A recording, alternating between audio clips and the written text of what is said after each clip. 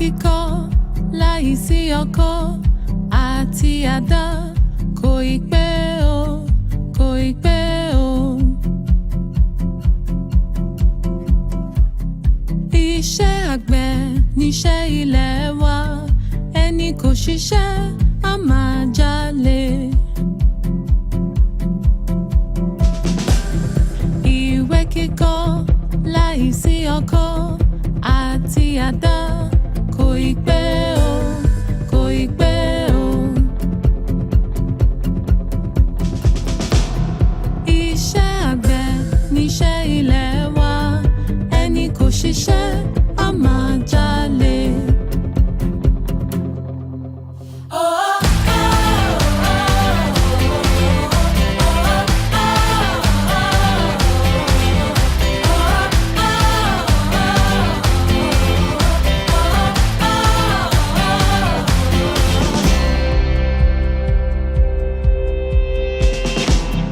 Ìṣàpá láìsí iyán àti ẹ̀gúsí kò ì pẹ́ o, kò ì pẹ́ o. Iyán àtẹ̀bà ló ń jẹ ilẹ̀ wa, ẹni kò jẹyán á jẹ̀bà tó tutù.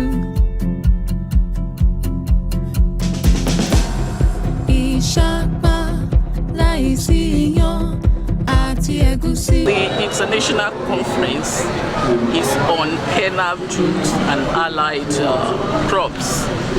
If we talk about Kenaf, Jute and allied crops are fiber crops, and we're talking about packaging degradable materials.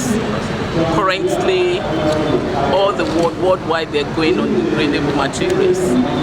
And one of the material, the purpose of this conference is for us to give awareness on what Kenaf, Jute and allied crops are and what they can be useful for. This particular crop is being used for produce bag. And currently in the country, the farmers are getting their produce back from outside the country. They are getting their produce back from outside the country. And usually they don't even get the new one. And what they get is used produce bag. And this used produce bag degrades our produce. If we talk about cocoa, if we talk about cashew, or so on, if you use these degradable bags for them, there's a tendency that there could be contamination and it's not making them to accept our products internationally. So with this Kenaf and Jute, we can process them into produce bags in which the country can use in the packaging, and it could also be a source of economy to boost our GDP in the country. I'm here to represent the trio of the Honorable Minister of Agriculture, the Honorable Minister of State, as well as the Permanent Secretary, who indirectly has already mandated by Zonal Director through the Agribusiness Group to convey their heartfelt appreciation of this conference. The challenge that has been placed forward to IAR&T by the Honorable Minister is how can we make this crop an all-season crop? By implication, he is aware of the short duration that is required. But he also does not understand the water requirement so that this crop will be able to be grown both in the dry season and the rainy season. He says that in conformity with the agenda of Mr. President. You know very well that President Bola Ahmed Tinubu, as a national figure, is interested in the replication and the usability of all land available for the purpose of production. And that is why In the process of implementing his program, he ensures that no part of this country is left behind. So for any crop that we are coming up with now, the question he puts to the Honorable Minister is how can other parts of this country benefit from what is happening in another part of this country. I am honored to speak to you about the importance of agricultural financing and conducive regulatory policy framework for investment opportunities in the cultivation of Kenaf, Jute, and allied crops.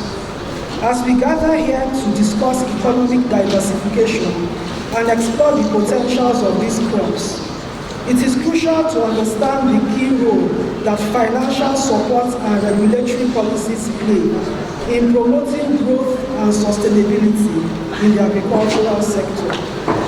Agriculture has always been a vital sector of the economy, providing food, fiber, and employment opportunities for millions of people around the world. However, in recent years, the need for economic diversification and sustainable development has become increasingly urgent. The cultivation of Kenaf, Jute, and allied crops offers a unique opportunity to expand and diversify the agricultural sector, providing new income streams for farmers and driving economic growth in rural communities. One of the biggest challenges facing farmers today is access to affordable and reliable agricultural financing, as essential for farmers to invest in the necessary inputs such as seeds, fertilizers, and machinery, and to manage risks associated with crop production. However, many smallholder farmers lack access to formal financial institutions, making it difficult for them to secure the credit they need to invest in their farms. I want to congratulate IAR&T for hosting this very first ever conference on Kenaf, and believe that at the end of the conference we'll have good deliberations and good things that will bring value addition and positive outcomes for even our own mandate crop. Thank you very much and congratulations to IAR&T. Now it is particularly interested in Kenaf and its byproducts because we deal with horticultural crops which are very delicate, and packaging is one of the important things in relation to horticultural crops. When we go back to the olden days, remember that farm produce are always in this biodegradable material. So it is quite important that we develop the value chain for Kenaf because it is biodegradable. So it is safe for horticultural crops and most other agri-products. And at the same time, we will be able to keep nature by returning whatever it is back into it. So we are very much grateful that IAR&T is taking the lead to recognize the link between our food and industrial development. Greetings from my provost, Dr. Adekoya Olatunde Owosimo. His heart is here with you. He loves good things. He loves Kenaf. He loves anything that is good that can make agriculture to progress in Nigeria and anywhere. Therefore, on his behalf, I congratulate ED, IAR&T for this very first international conference with the theme, Economic Diversification, Unveiling the Potentials of Kenaf, Jute, and allied products, allied crops. He wishes you all a very beautiful discussion and prays that this discussion will make there will be great things coming out, making Nigeria great again with whatever it is that we get from here. It is with great honor and profound sense of responsibility that I stand before you today as the Director General of the Raw Materials Research and Growing Council to present a goodwill message at this prestigious international conference organized by the Institute of Agricultural Research and Training, Obafemi Awolowo University, More Plantation, Ibadan, Nigeria. The theme of this conference, Economic Diversification, Unveiling the Potentials of Kenaf, Jute, and Allied Crops, is both timely and crucial. In a world grappling with the multifaceted challenges of economic instability and environmental sustainability, the exploration of alternative crops such as Kenaf and Jute offers a beacon of hope and a pathway towards a more resilient and diversified economy. Kenaf in particular stands out as a sustainable crop with immense potential. Its versatility and eco-friendly characteristics make it a viable option for numerous industrial applications, from textiles and paper to biocomposites and biofuels. This conference provides a unique platform to delve into the scientific, economic and social dimensions of Kenaf and allied crops, thereby fostering a deeper understanding of their value chain and unlocking new opportunities for innovation and growth.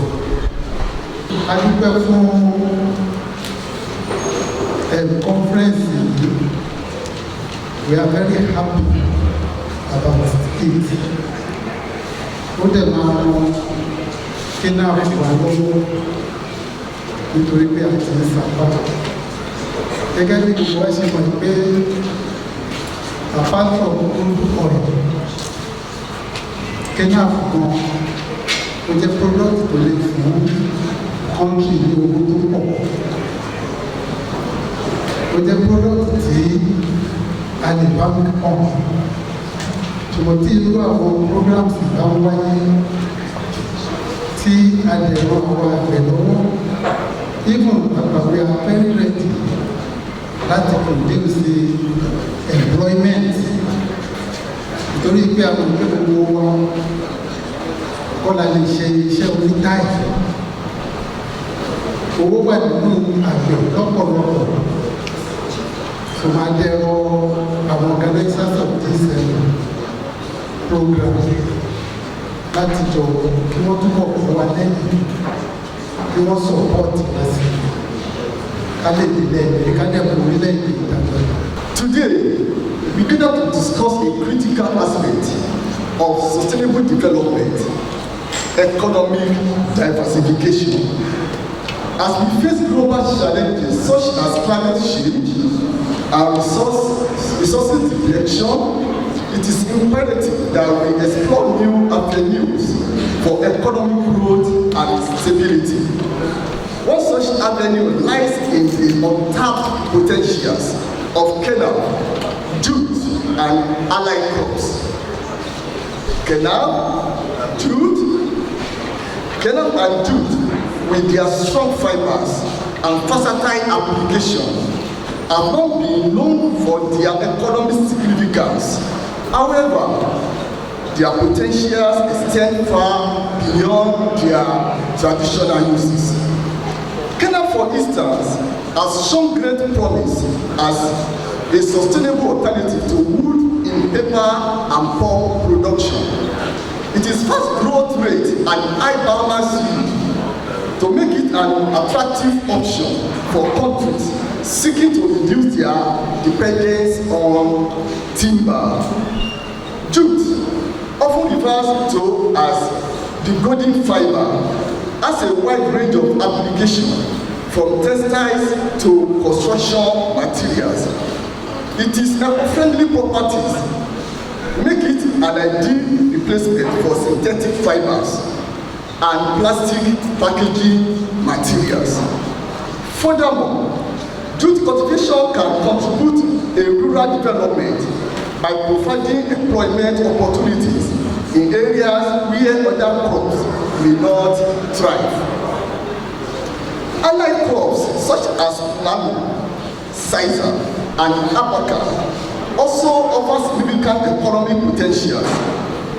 Manu, with its medicinal properties, has potential to become a valuable cash crop for pharmaceutical industries.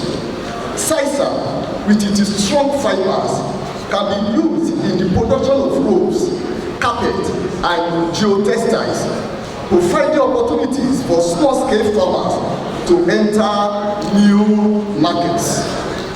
Abaca, or Manila hemp, is highly sought after for its strength and durability, making it a valuable export commodity.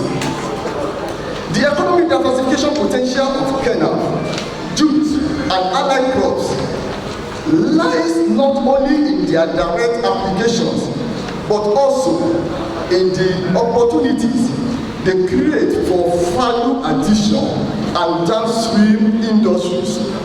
By investing in research and development, we can unlock new possibilities for these crops, creating a ripple effect of economic growth and job creation across various sectors. Ladies and gentlemen, today we are witnessing a paradigm shift in the role of agriculture from being solely a source of food and raw materials to a catalyst for industrial development and wealth creation.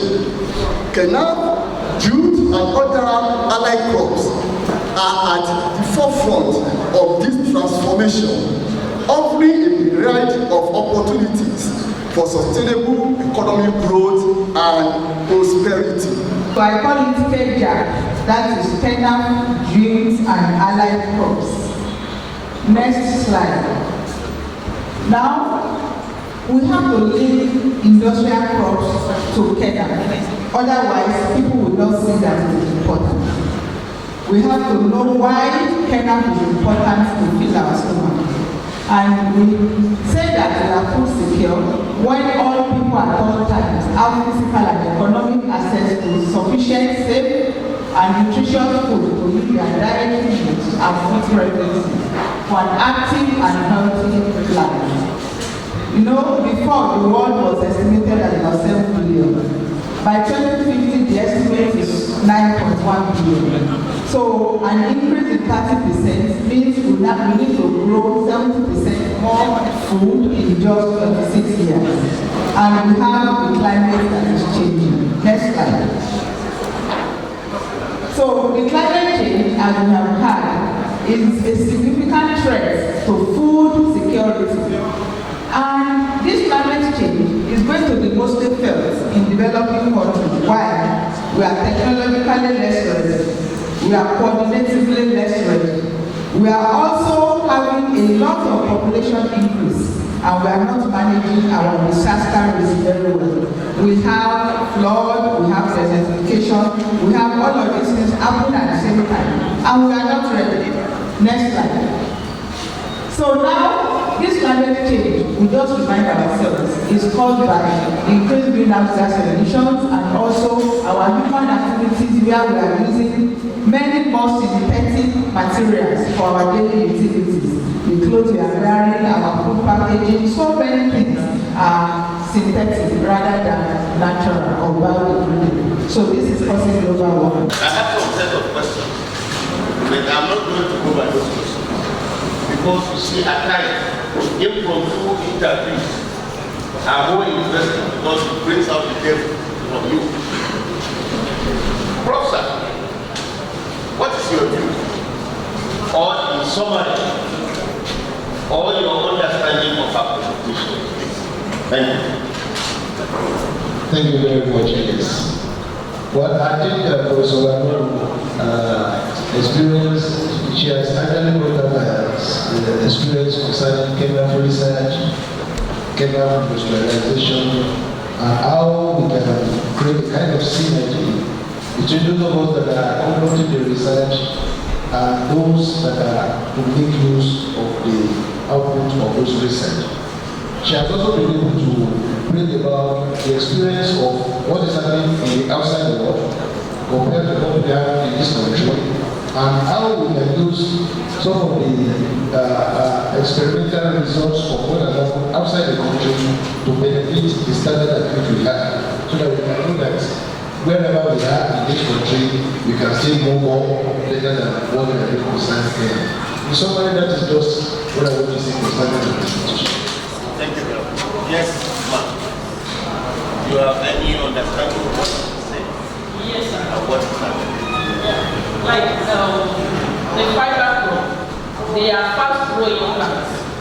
Unlike we can use those fiber crop for producing the core fiber for producing papers. And most industries that produce papers use wood. They cut the wood from the forest, leading to deforestation.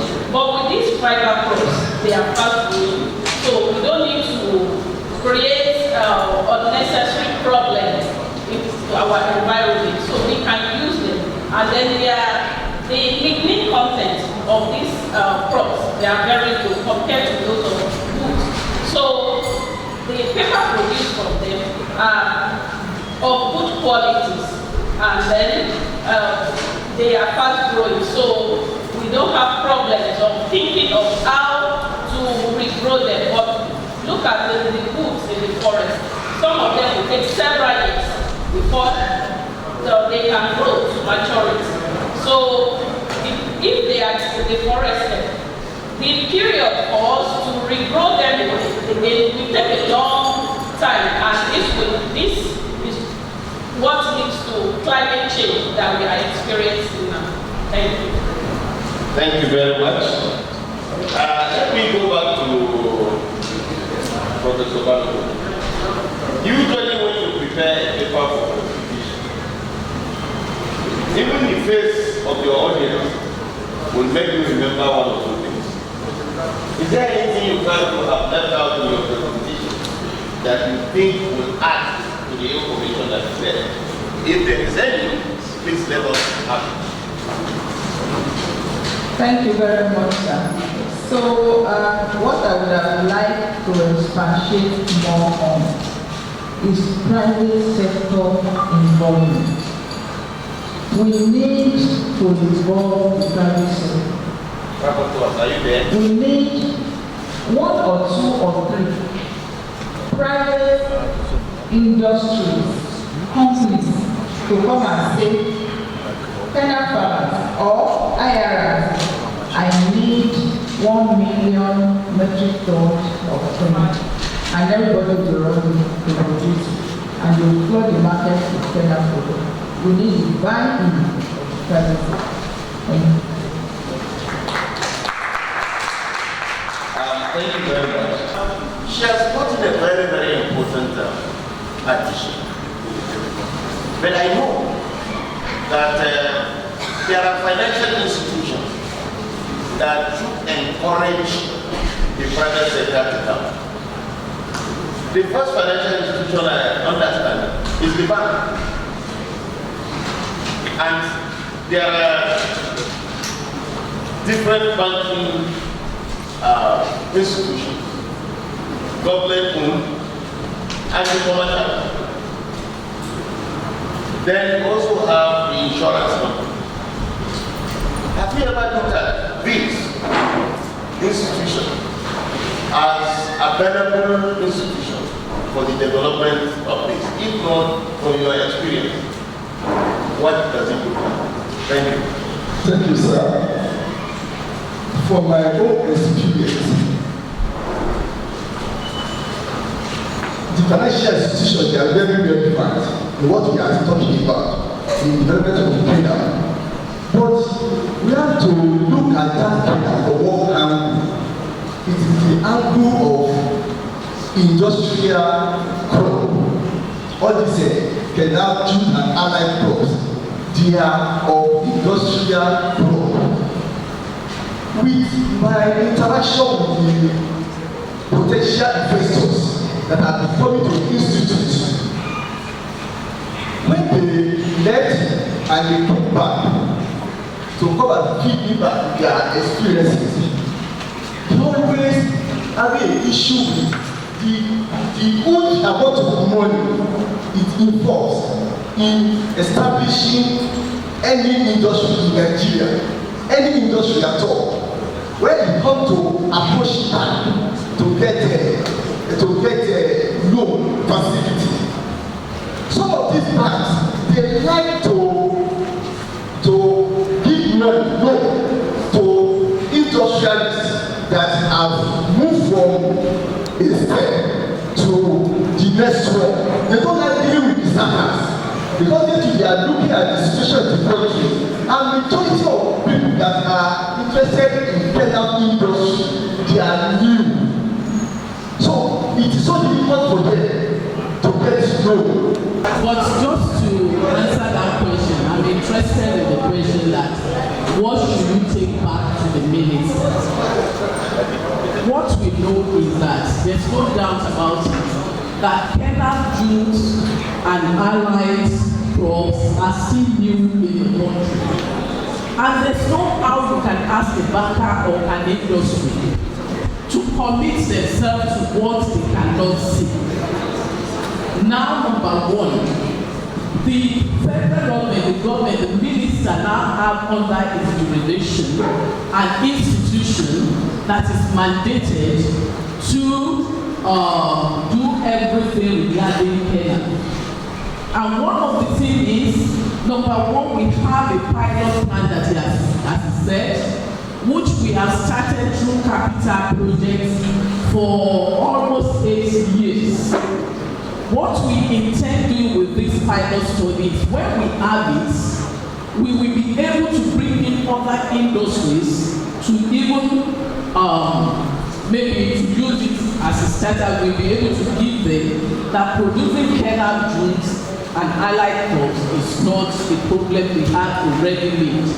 With that pilot plans, when I finish, maybe one of the panelists will tell you, is pilot, but we're looking for farmers to even plan for us to be able to meet the demand.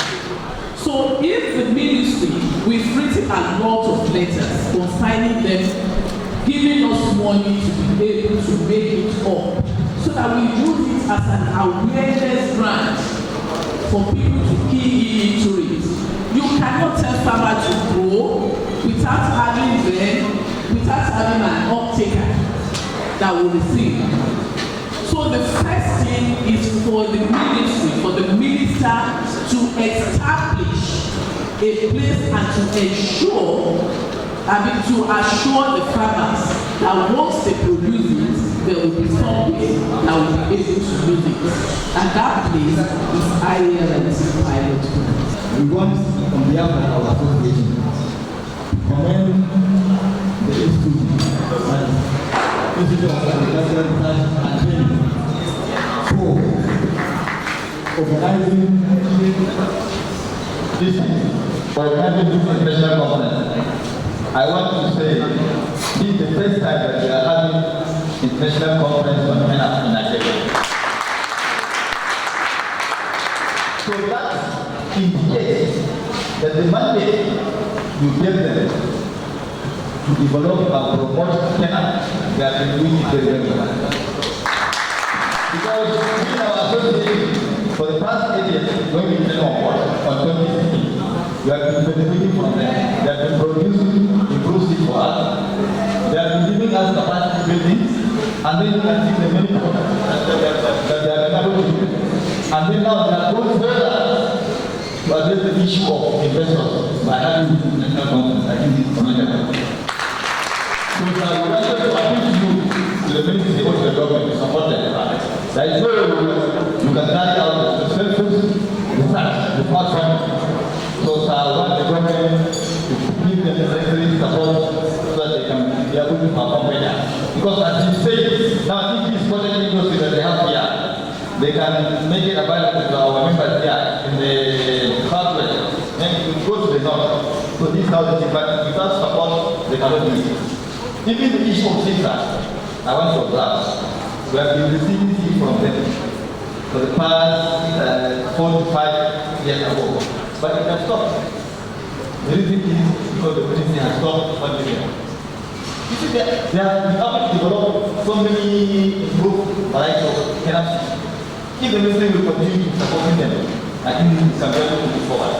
Because I am feeling to that let the government continue to give support. Because they have the budget and they have approved, they have show us that they are serious on the budget. So what they want, they need the issue of funding. So with these few remarks, I want to assure you that our association will continue to collaborate and partner with the institution to develop Kenaf business in Nigeria.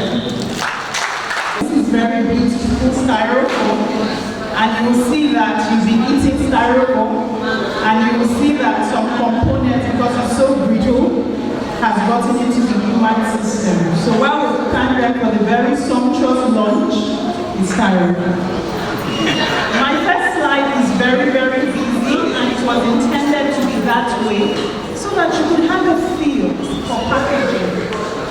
You know, moi moi, and they weigh moi moi. And sometimes people are gotten very lazy, put packaging and they use polyethylene bags. But we know these are healthy. They even have flavor, wonderful. Then I wanted you to see the vast amount of waste which you see in many landfills, or when they're just disposed indiscriminately. So you can see PET bottles, styrofoam packs, a bunch of eggs. Remember, the kind of egg casings we had in those days are being replaced with styrofoam. And so many eateries were so hungry. And then we have the styrofoam pack. But think about life. When did we begin? In those days, we ate from plates. We sat down at canteens, good mama puts. When they sent you to go get a meal, you were going to go with dishes. But now it's good. You can have some there and some on the road. Obesity will be something else, but food is readily available. So here we are. There's also a problem of urbanization. And to think that we have petrochemical plants very readily available to us. So what I was going to do is as easy as it gets. And so we would have lots of plastics. The United Nations says that by 2050, 70% of the world's population will live in urban areas. And in addition, if we look at Asia, that they will be the continent with the largest production of solid waste. So this is where we are, and we'll see how it affects us as a nation. I'll start by reminding us of the UN Sustainable Developmental Goals, which we see all the time.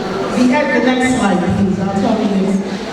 And so for the SDGs, we know them, but they all tie together. Telling us that, yes, it's good for a country to be able to escape poverty, good, work in an environment, and then don't be harsh on the ecosystem, have good health through good food and water. Next slide. So for the SDGs, our focus is on 11. Because it's 11 that pertains to the environment. SDG 11 talks about by 2030 that cities and human settlements should be inclusive, safe, resilient, and sustainable.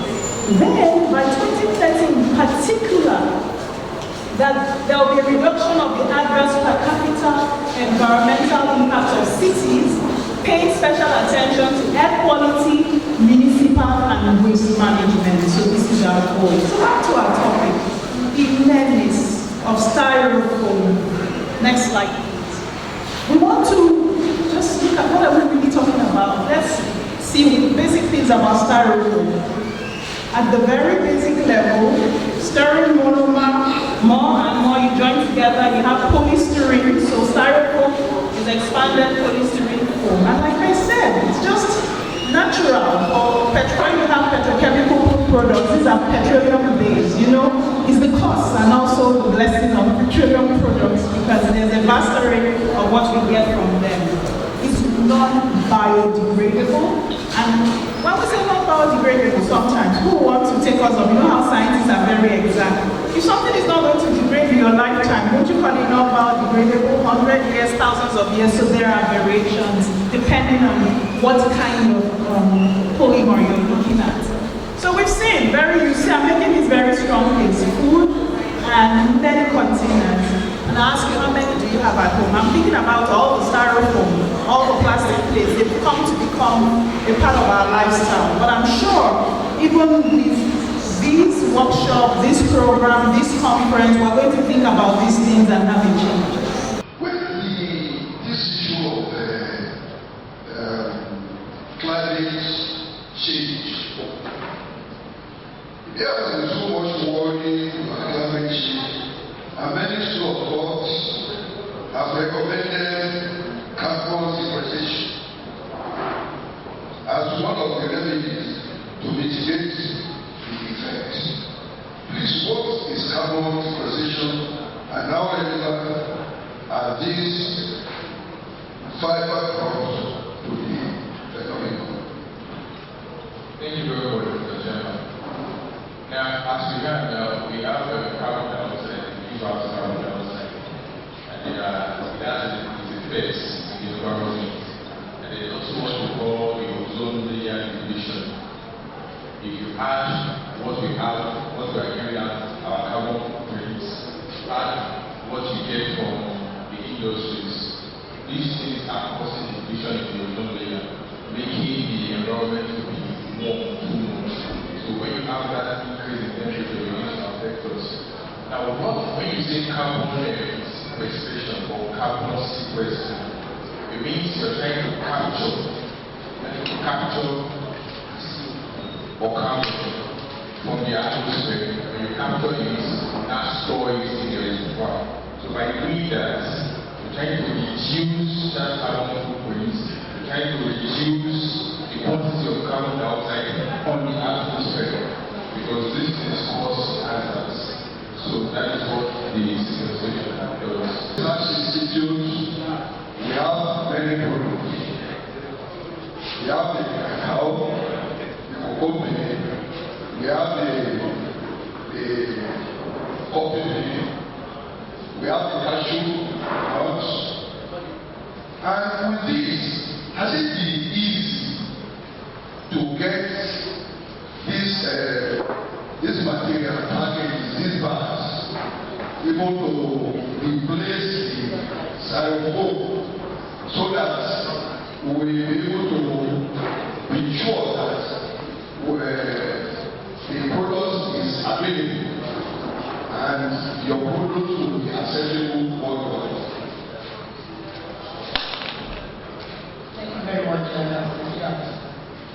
I would say that it has not been very easy for Crane even getting hydrocarbon to package our products. Even at Crane, we saw our bags on the movement at very high price. Usually, for a 70 kg capacity bag, goes for about 4,000 naira. And we know that it is not very easy for the farmers to come back. But even at Spring, we have been training farmers and encouraging them from the use of synthetic bags, because this will not make their produce acceptable in the world market. Even for storability and preservability of the produce, these synthetic bags are not helpful. So what we are doing at Spring is, for us, we buy from the global market. But what we do is we train the farmers and we encourage them to form cooperatives and join sustainability company groups such as Jute and Solar and other companies. These sustainability groups, they import the bags from abroad and then they label it in their own way. And then they have anybody in their own group, their sustainability group, that is helpful for farmers, who belongs to them. They share this juice back to them at the end of the season, with the hope that they will use them for their produce, and at the end of the season, they buy them.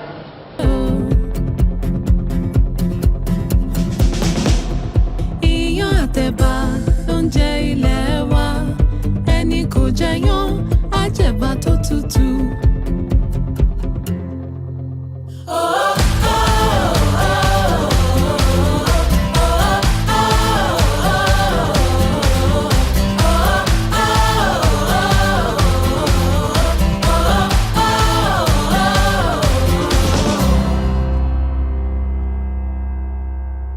Àwọn ọmọ aláìgbọràn wọ́n dé kò fetí sílẹ̀ sóhun tó lùkọ́ kọ́ wọn. Olùkọ́ ní kọ́ kàwé wọn sì máa ṣeré ká. Wọ́n á jẹun, wọ́n gbọ́dọ̀ roboto. Iṣẹ́, ìyẹn kì í ṣe tiwọn. Eré ṣáni tiwọn. Dòdò àti ráìsì kò gbọ́dọ̀ kọjá. Wọ́n á jẹun, wọ́n gbọ́dọ̀ roboto. Every regime comes with its own policy. This regime comes with the renewed hope agenda. And as part of the package is the issue of Nigerians should not go to bed with empty stomach.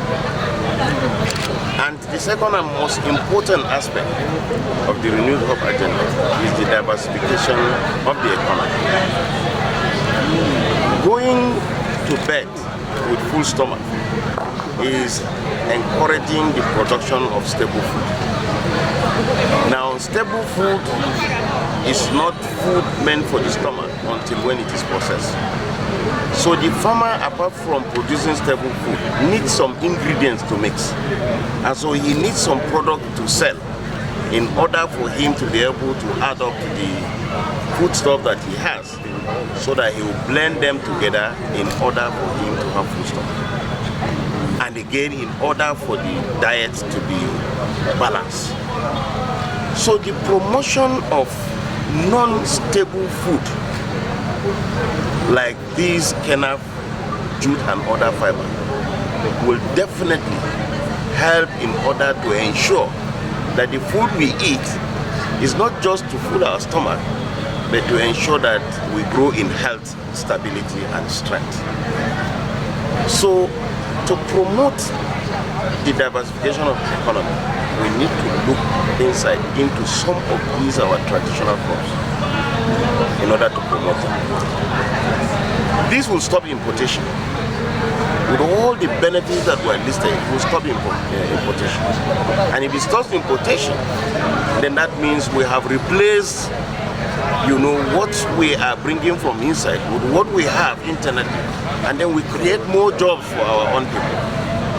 If you go to the stand and you listen to the head of Kenaf and fiber crops, you will be convinced that there is a need to encourage IAR&T to look deeper into what will make our citizens to adopt the farming of Kenaf and Jute. More so, the challenge being put by the Honorable Minister is for them to try as much as possible to produce a document that will be easily accessible to most farmers in this country, to make it possible for them to go into that world. And in the wisdom of the government, IAR&T is the only institute that has been given that mandate. Already, we are impressed with the level of development, because to bring in a variety takes years. Now they have about 4 already. Now they have not stopped at that level. They have also gone into value addition by trying processing and producing different materials that are usable. So what they have done now is that they have categorized the value chain into different stages. Number 1, the farmers. Number 2, the processors. And then number 3, the marketers. So just from this alone, the Kenaf alone, you have employment for different categories of people. Now look at the vast land that we have. Look at the population we have of this country. If you can have this and people avail themselves with the opportunity that is there, it is something that is good. Importance they have so many, because from Kenaf fiber we can derive so many things out of it. From there we can use the leaf to produce green tea. From it we can produce oil for the pharmaceutical use. The oil is also for this cosmetic use. And And when we go further, the fiber, when it is processed, the fiber is used for POP, the POP house. You know, they export POP to Nigeria, and it has become expensive now. It's just like rice now. You know, we have imported rice, we have local rice. And the imported rice, we know how it's got very expensive now. But our local rice is very, very medicinal, is even cheap. And we have to imbibe in our own produce. And that is how this Kenaf fibers is. Because the fiber they are using for the POP is now getting more expensive and expensive. You know, the currency is now rising up. So they now support we farmers to go on production of this fiber, so that the POP fabricators and all these people will be able to use it and get it easily. So we are the producers of this fiber, and we process it for the POP use. So we can derive so many things from it. And this fiber also, we can use it to make bags. The fiber is used to make the lawyer's wig. And there are a lot of things you can bring out of the fiber that you can use for our home use.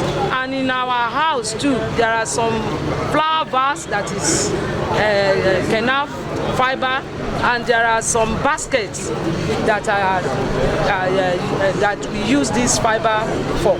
And there are so many of these things we use at home.